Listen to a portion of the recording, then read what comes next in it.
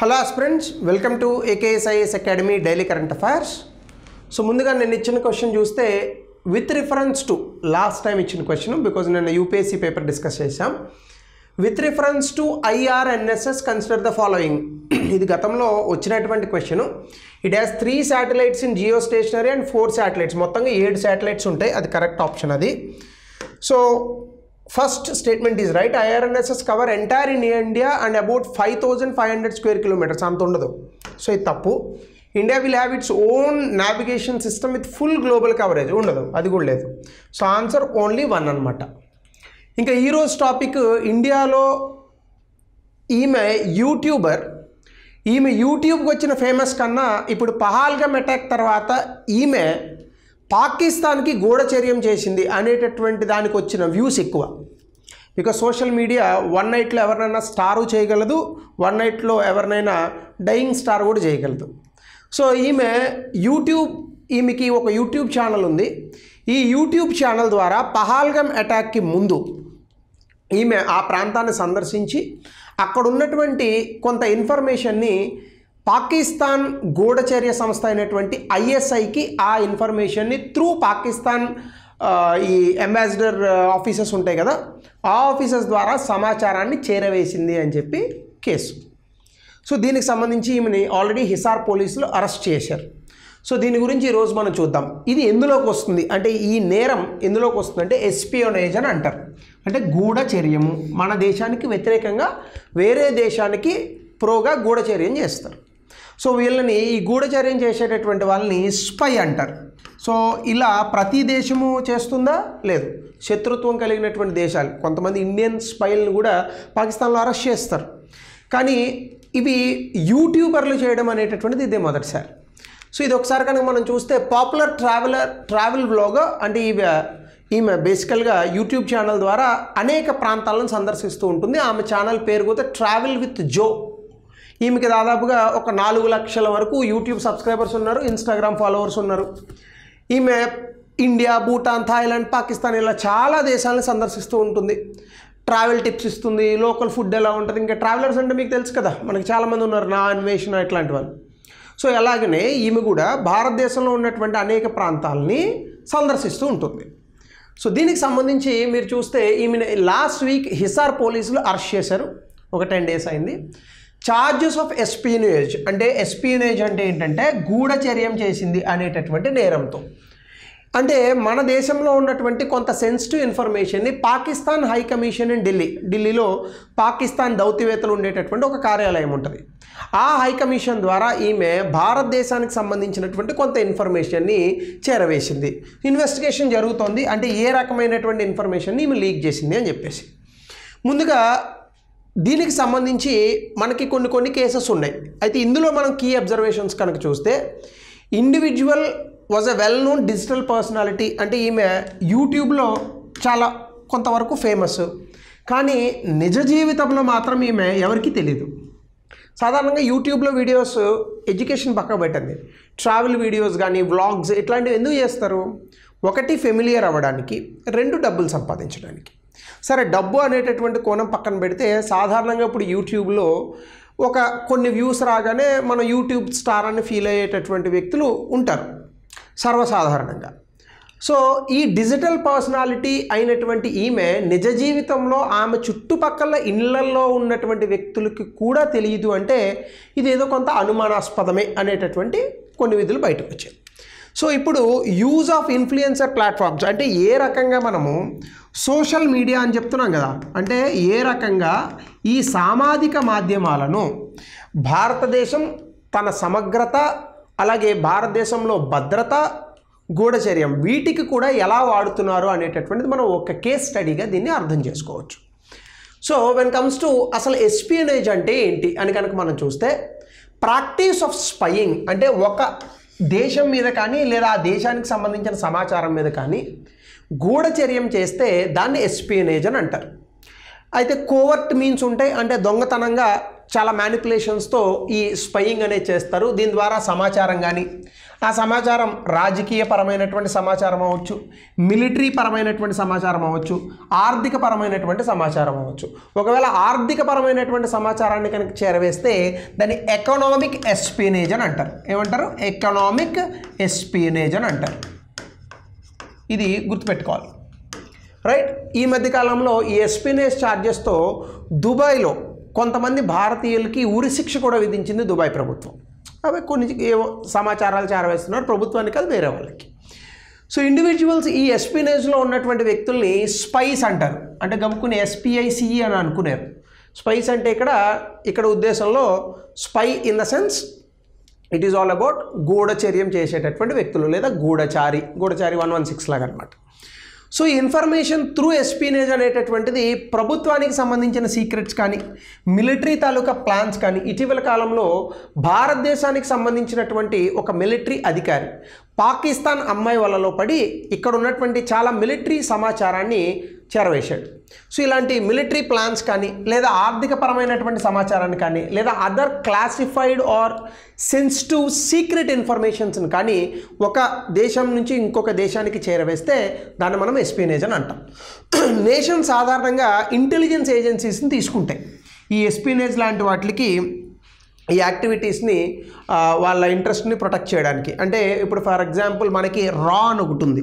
పాకిస్తాన్ ఎప్పుడు ఏం చెప్తూ ఉంటుందంటే ఈ రీసెర్చ్ అండ్ అనాలిసిస్ వింగ్ ద్వారా మన దేశంలో ఉన్నటువంటి చాలామంది వ్యక్తులు పాకిస్తాన్లోకి వెళ్ళి స్పై ఏజెంట్స్గా పనిచేస్తున్నారు. ఎలా? స్పై ఏజెంట్స్గా పనిచేస్తున్నారు అని చెప్తూ ఉంటుంది.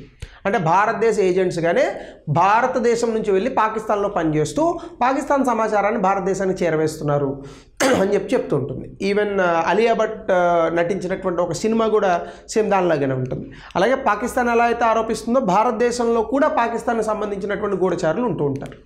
అయితే ఈ పబ్లిక్ ఇంటర్నేషనల్ లా అంటే అంతర్జాతీయ చట్టాలలో ఈ గూఢచర్యానికి సంబంధించి మనం ఏ విధంగా శిక్షాస్మృతి ఉంటుంది, ఎలా విధించవచ్చు అనేది ఒకసారి చూద్దాం.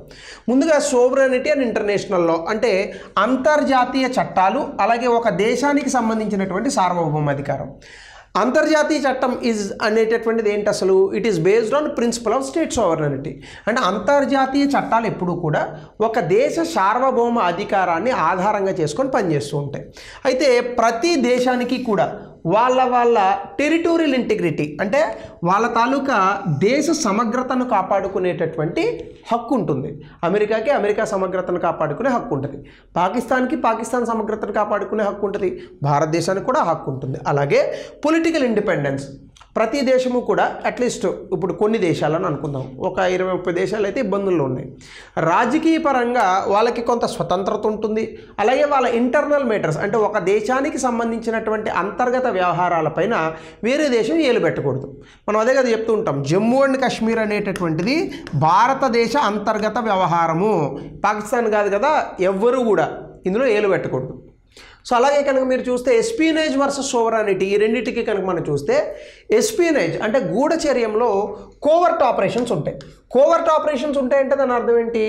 ఒక దేశం తాలూకా చట్టాలను ఈ యొక్క ఎస్పినేజ్ గూఢచర్యం అనేటటువంటిది ఉల్లంఘిస్తుంది. అలాగే టెరిటోరియల్ బౌండరీస్ అంటే ఒక దేశం తాలూకా సరిహద్దు రేఖ వెంబడి ఉండేటటువంటి సమస్యలు ఏవైతే ఉన్నాయో వాటిల్ని ఆ దేశమే పరిష్కరించుకోవాలి. కానీ ఇలాంటి గూఢచర్యం వల్ల ఈ టెరిటోరియల్ బౌండరీస్ అలాగే స్టేట్ తాలూకా లాస్ అంటే స్టేట్ అంటే ఇక్కడ దేశం అని అర్థం, దేశం తాలూకా చట్టాలని ఈ యొక్క గూఢచర్యం అనేటటువంటిది ఉల్లంఘిస్తుంది.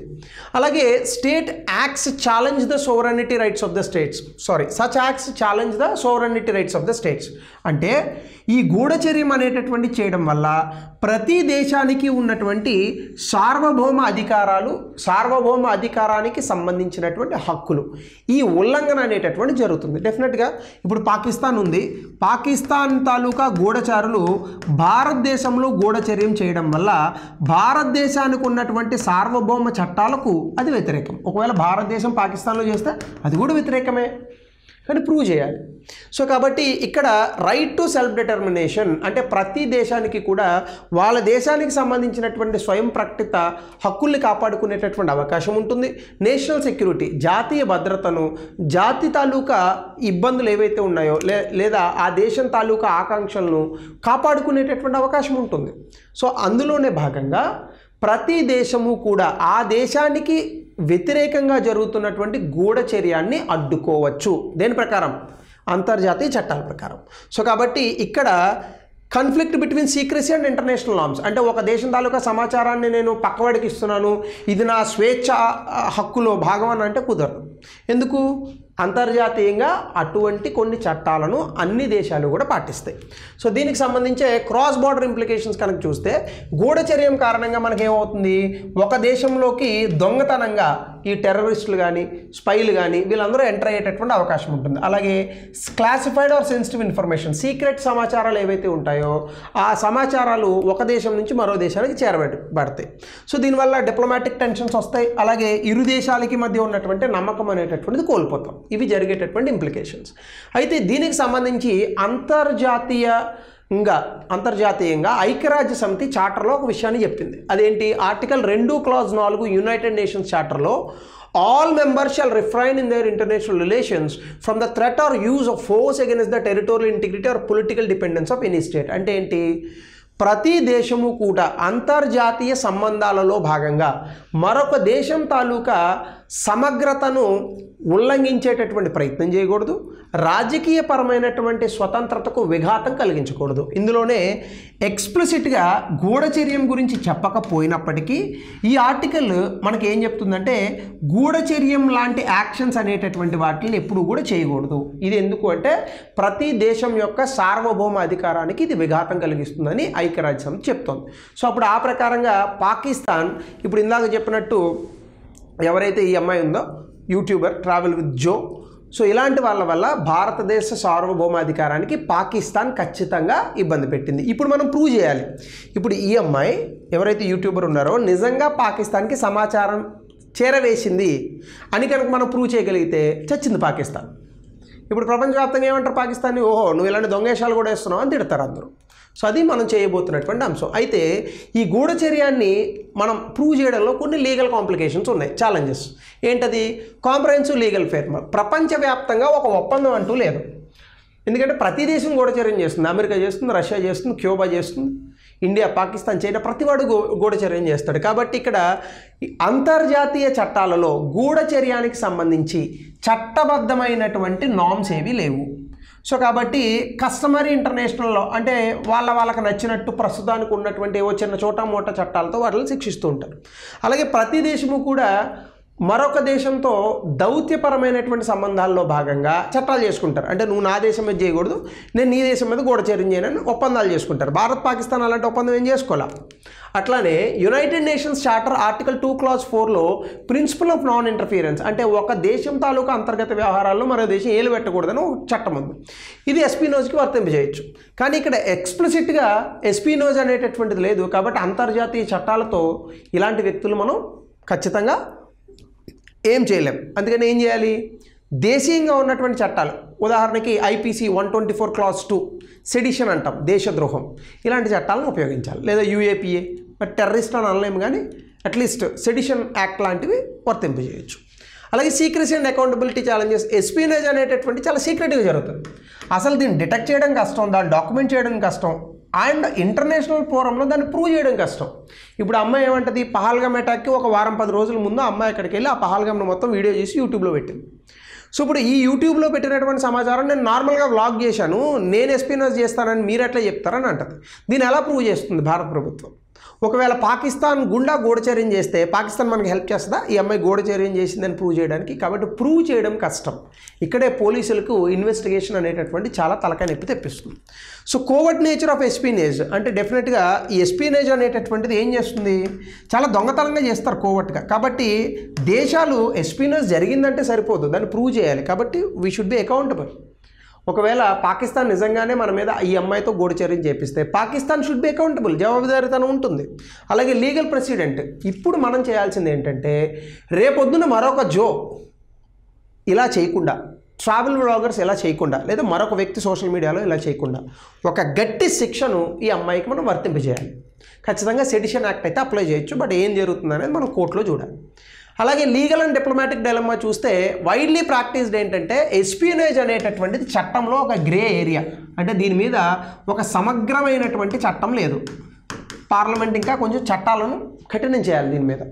అట్లానే రాష్ట్రాలు కూడా వాళ్ళ తాలూకా జాతీయ భద్రత, అలాగే అంతర్జాతీయంగా ఉన్నటువంటి చట్టాలు, వాళ్ళకు ఉన్నటువంటి సార్వభౌమ అధికారాలు, హక్కులు, వేరే దేశాలకు ఉన్నటువంటి సార్వభౌమ అధికారాలు, ఈ మూడిటిల్లోని కూడా ఈ ఎస్పియనేజ్ అనేటటువంటి దాన్ని ఆపడం చాలా కష్టం. ఎందుకంటే ఇప్పుడు మీరు చూడండి, ఇప్పుడు భారతదేశం ఈ అమ్మాయిని ఎస్పియనేజ్ అనేటటువంటి చట్టంలో మనం వర్తింపజేసి ప్రూవ్ చేసి ఈ అమ్మాయిని పలానా జైల్లో పెట్టి అంతర్జాతీయంగా వ్యవహారం చేస్తున్నాం అనుకోండి. ఒకవేళ భారతదేశానికి సంబంధించిన స్పైల్ చూస్తే పాకిస్తాన్ కూడా అలాగే చేస్తుంది కదా. అప్పుడు భారత్ పాకిస్తాన్ ఇద్దరి మీద కూడా అంతర్జాతీయంగా కొంత ప్రెషర్ పడుతుంది. సో అలాంటివి జరగకుండా మనం ఇప్పుడు ఏం చేయాలి, మన స్పైస్ ఉంటే వాళ్ళని కాపాడుకుంటూ పాకిస్తాన్కి సంబంధించినటువంటి గూఢచారులు పట్టుకోవాలి. సో ఇది ఎంత కష్టం ప్రభుత్వానికి. సో ఇవన్నీ కూడా ఇందులో మనకి కేస్ స్టడీస్గా ఈ వ్యవహారాన్ని చూడొచ్చు. సో అట్లానే దీనికి సంబంధించి కాదు కానీ కొంచెం రిలేటెడ్ సెడిషన్ కమిటీ అని అప్పట్లో బ్రిటిష్ ప్రభుత్వం తీసుకొచ్చింది. సో దానికి సంబంధించి ఇచ్చాను. కొంచెం ఎస్పియనేజ్, ఈ దేశద్రోహం రెండు రిలేటెడ్గా ఉంటాయని. సో ఈ క్వశ్చన్కి సమాధానం చెప్పండి. ఇక్కడ ఆల్రెడీ సమాధానం కనిపించిపోతుంది మీకు, బట్ ఆన్సర్ చెప్పేటటువంటి ప్రయత్నం చేయండి. గూఢచర్యంపై సమగ్ర అంతర్జాతీయ ఒప్పందం లేనప్పుడు రాష్ట్రాలు కాదు, ఇక్కడ దేశాలు, స్టేట్స్ అంటే దేశాలు చట్టపరమైన నైతిక సవాళ్ళను ఎలా ఎదుర్కొంటాయి? 200 పదాల్లో రాయండి. So this is your question. So మనం చూడండి, చాలా కరెంట్ అఫైర్స్లోంచి చాలా క్వశ్చన్స్ వచ్చాయి యూపీఎస్సీ ఎగ్జామినేషన్లో. కాబట్టి సరదాగా ఆడుతూ పాడుతూ వీడియోస్ని చూడండి, అందులో ఉన్నటువంటి సమాచారాన్ని గుర్తుపెట్టుకోండి, నోట్స్ని జాగ్రత్తగా స్క్రీన్ షాట్స్ మరొకటి తీసుకోండి. It will help you. So thank you, have a nice day.